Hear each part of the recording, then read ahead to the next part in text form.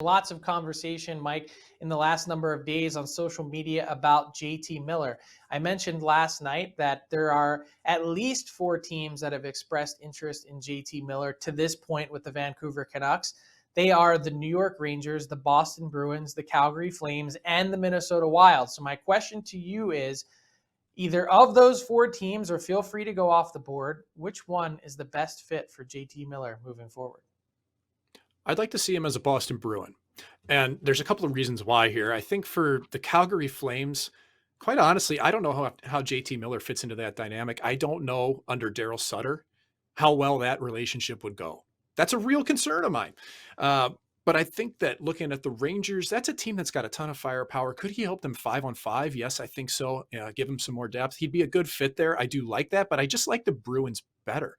I think that at center ice position for the Bruins this year has been in flux.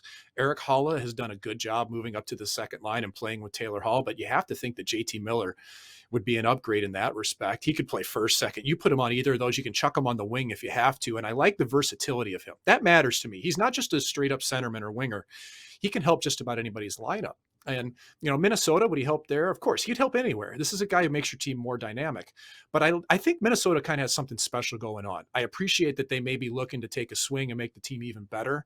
But I like how that team's constructed as is. So to me, I like the Bruins. Frank, I'm curious. You got any idea what sticks out to you for Miller, where you think he'd slot in best?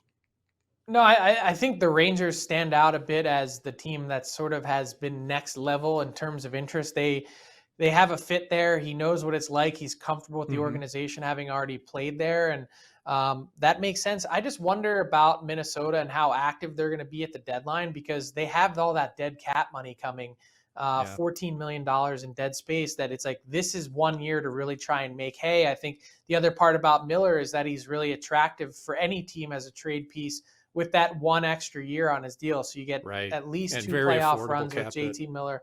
Yeah, at a super reasonable cap hit for being a point per game player. So Miller's Right. done everything they could ask in Vancouver. I know that Jim Rutherford's phone has been burning up as he's been just trying to get this GM hired. It's close. We're talking a number of days, hopefully before the end of this week.